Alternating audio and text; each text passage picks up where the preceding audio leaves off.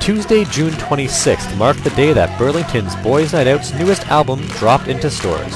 On Friday, June 29th, the boys had a CD release party planned and took the stage at the Music Center in Burlington to perform for their hometown fans.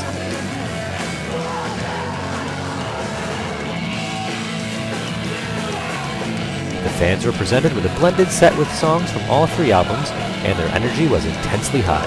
Afterwards, the Spec.com sat down with Jeff Davis, guitarist and backing vocalist for the band. We started pretty much in like 2001.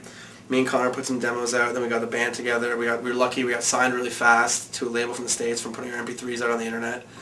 And then we started touring in the States a lot before we even started touring in Canada, and then making records, and we find the time. And that's still what we're doing. How is the writing style different for this album, and then what can your fans expect from the new album compared to your older work? The writing for this album was a lot different because Trainwreck, we had the story written first and then broke that up into what we wanted the songs to be. So we were constantly aware of this, storyline that we had to be, we were, constrained within it, and all the songs had to flow with it and, follow the story and everything else. So it was a very unique writing process for us. And, lyrically it was about like a pretty abstract, dark concept. So, it was a chance for us to get away from ourselves and to really, put ourselves entirely into like a whole new place. It was great. It was a much needed change for us at the time, and it was a lot of fun.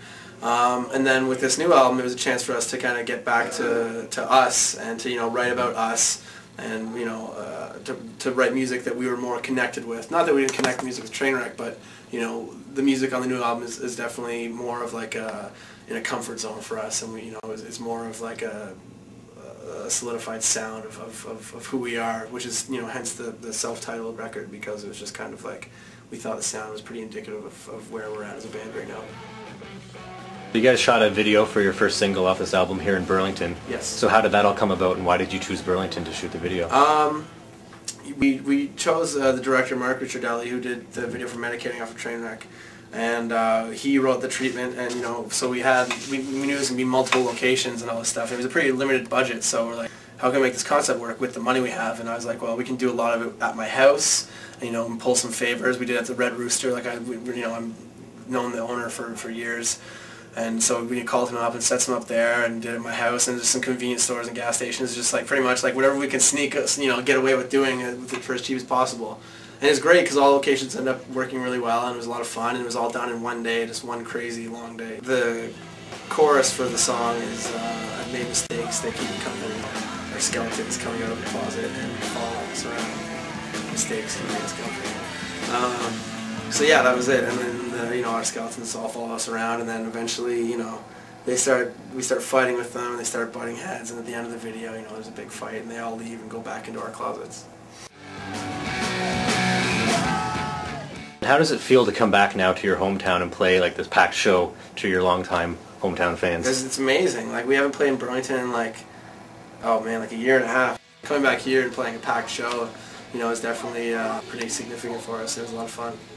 That's great. So now, what are your upcoming touring plans to support the new album's release? We leave a week today. We're doing 2 months in the States, non-stop, and then we go head up into the west coast of Vancouver and do a full cross-Canada tour in support of the record from Vancouver to Halifax. That'll be in like September.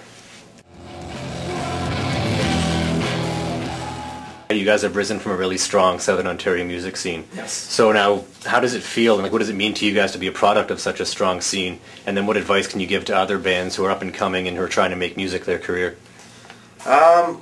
It feels great. That there's a wealth of talent and support in Southern Ontario, throughout all the suburbs and Toronto and everywhere else. The amount of bands that are coming up and have been for the past 5 years or so and longer. Is phenomenal, and the support is the main thing. That if there wasn't tonight 500 kids coming to these local shows and stuff, and the bands wouldn't get the chance to become internationally known. So being able to be a part of that and grow up around that is really cool. Make sure you're doing it with friends, and make sure you all love what you're doing, and really your heart's in the right place, and it should be good.